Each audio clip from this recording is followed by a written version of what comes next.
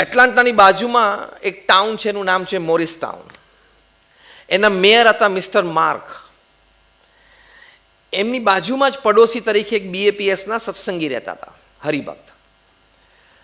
Doctor APJ Abdul કલામે પ્રમુખ સ્વામી મહારાજ માટે જે પુસ્તક લખ્યું છે transcendence, subtitle my spiritual experiences with Pramukh Swami મહારાજ, એ પુસ્તક પ્રકાશિત થયું ત્યારે આ BAPSના હરિભક્તે એમના પડોશી આ મેયરને ભેટમાં આપ્યું કે તમે આ પુસ્તક વાંચજો.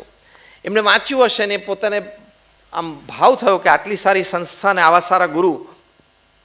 પછી મહંત સ્વામી મહારાજ પધારવાના હતા ત્યારે એમને આમંત્રણ આપ્યું કે તમે એમના દર્શન માટે આવો.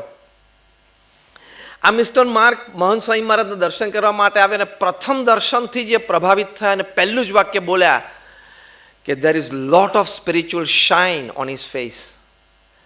તમે આજે પણ અત્યારે મહંત સ્વામી મહારાજની ઉંમર 93 છે. તમે baps.org અમારી વેબસાઇટ ઉપર તમે જોજો, રોજ એમની અપડેટ્સ, વિડીયોઝ અને ફોટોગ્રાફ્સ મુકાય છે.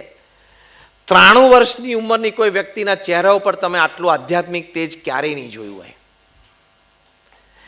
એમની આંખોમાં જે પવિત્રતા છે એ સ્પર્શી ગઈ. અને મિસ્ટર માર્કે કીધું કે can I become a volunteer? Mayor શું કહે છે, હું અહીંયા સ્વયંસેવક બની શકું? તો આપણે પેલા હરિભક્ત હતા ને કે હા, એમાં શું વાંધો? કારણ કે પડોશમાં રહેતા એટલે મિત્રભાવથી છૂટથી બોલી શકે ને. 2 જ દિવસમાં મિસ્ટર માર્કે BAPSના સ્વયંસેવકનો ડ્રેસ, વ્હાઇટ જબ્બો લેંગો, અક્ષરદેના સિમ્બોલ સાથે સીવડાવી લીધો.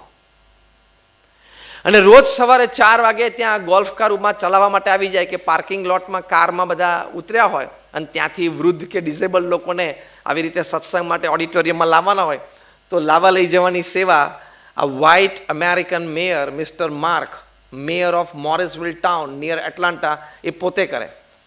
અને પછી શું બોલ્યા? I think I am enjoying this much better. કે મને આ કરવાની બહુ મજા આવે. તો સવારે 4 વાગે તો પાર્કિંગ લોટમાં is ready with the golf car, અને 8:30-9 સુધી સવારે એ સેવા કરે.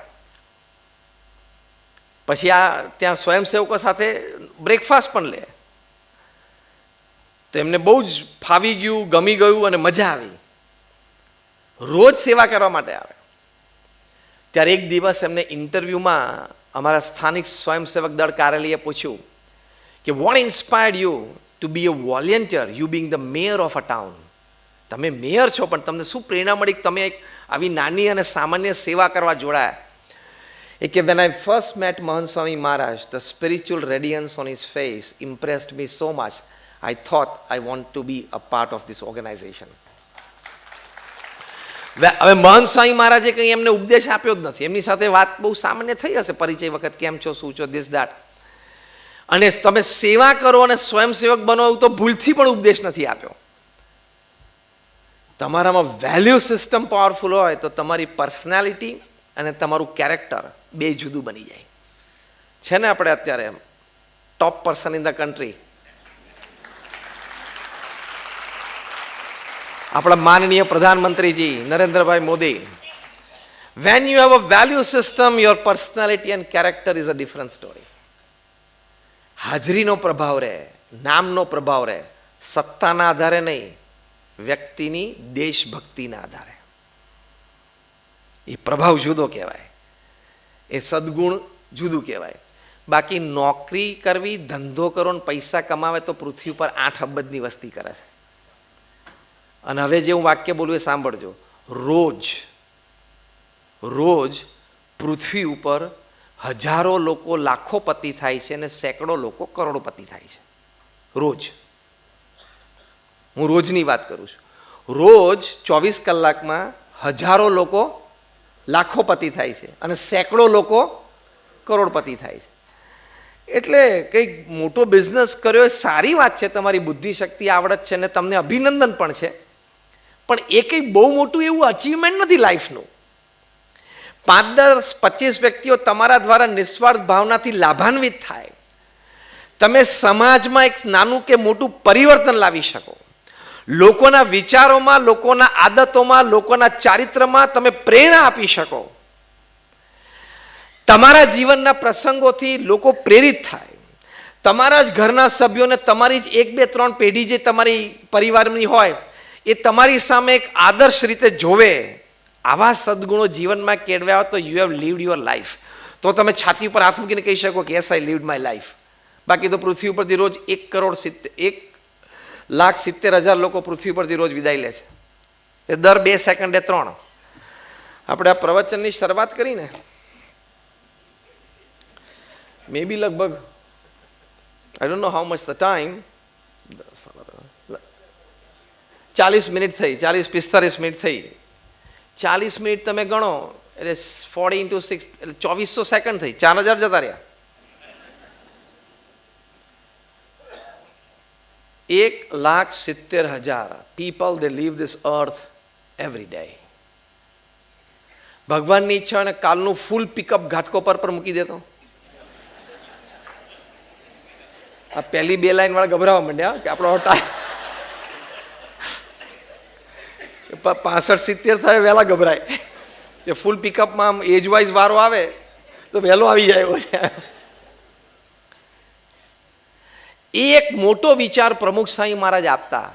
બહુ જ સરસ મોટો વિશાળ અને આમ તો ઊંડાણપૂર્વકનો એક વિચાર પ્રમુખ સાંઈ મહારાજ અનેક વખત વ્યક્ત કરતા. એ પોતે કહેતા કે જીવન બહુ ટૂંકું છે, સમૃદ્ધિ કરતા સંસ્કારને વધારે પ્રાધાન્ય આપવું. કેટલું સરસ વાક્ય છે, જીવનમાં ઉતારવા જેવું છે.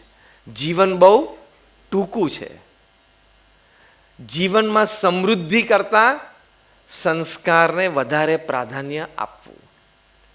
ઇતિહાસના પાનાઓ અબજોપતિથી નથી ભરાયેલા, ઇતિહાસના પાનાઓ સદગુણે યુક્ત જીવન જીવેલા વ્યક્તિઓની કથાઓથી ભરાયેલા છે.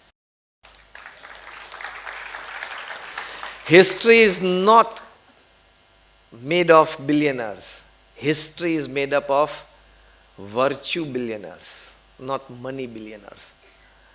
એમાંથી પ્રેરણાઓ મળવાની છે. એ જે વેલ્યુ સિસ્ટમ છે એ વેલ્યુએબલ્સ કરતાં પણ વધારે છે. એમાં એક નાનો વિચાર પણ પ્રમુખ સાંઈ મહારાજ સરસ આપતા કે તમે મોંઘી અને વૈભવશાળી કોઈ ચીજ ખરીદો, એ તમને જેટલી કામમાં અને ઉપયોગીમાં આવે એવી સામાન્ય ચીજ પણ આવી શકે. એને જો દ્રષ્ટાંત રૂપે સમજવું હોય તો તમારી 5 લાખની રોલેક્સની ઘડિયાળ અને સામે 3,000 રૂપિયાની સામાન્ય ઘડિયાળ, બંને ટાઈમ તો ખરેખર બંને ટાઈમ તો પહેલા બોલે ને કે અડધા ડાઉન થઈ ગયા. બંને ટાઈમ તો સરખો જ દેખાડે છે. રોલેક્સની ઘડિયાળમાં જ્યારે સવારે 9 વાગ્યા હોય ત્યારે સામાન્ય ઘડિયાળમાં પણ સવારે 9 જ વાગ્યા હોય. અગેન તમારી કમાણી છે નીતિમત્તાની, તમને રોલેક્સ ઘડિયાળ પહેરવાનો શોખ છે, તમે પહેરો છો, એની ના નથી. પણ એના આધારે તમારી પર્સનાલિટી બિલ્ડઅપ થાય છે અને કેરેક્ટર બિલ્ડઅપ થાય છે, એ વિચાર છે ને એ ખોટો છે. Don't be dependent upon Rolex, be dependent upon your inner values. Branded કપડાં તમને બ્રાન્ડેડ નથી બનાવતા. બ્રાન્ડેડ કપડાં જે વ્યક્તિઓ પહેરે છે એના આધારે બ્રાન્ડેડ બને છે. Brand becomes a brand because of celebrities. જે વ્યક્તિઓ પ્રસિદ્ધ છે, કંઈક મોટું કામ કર્યું છે, પોતાના કાર્યક્ષેત્રમાં મોટી સફળતા મેળવી છે, પછી ગમે તે કાર્યક્ષેત્ર હોય, એના આધારે બ્રાન્ડ બને છે. વ્યક્તિના આધારે બ્રાન્ડ બને છે. બ્રાન્ડના આધારે વ્યક્તિ નથી બનતી.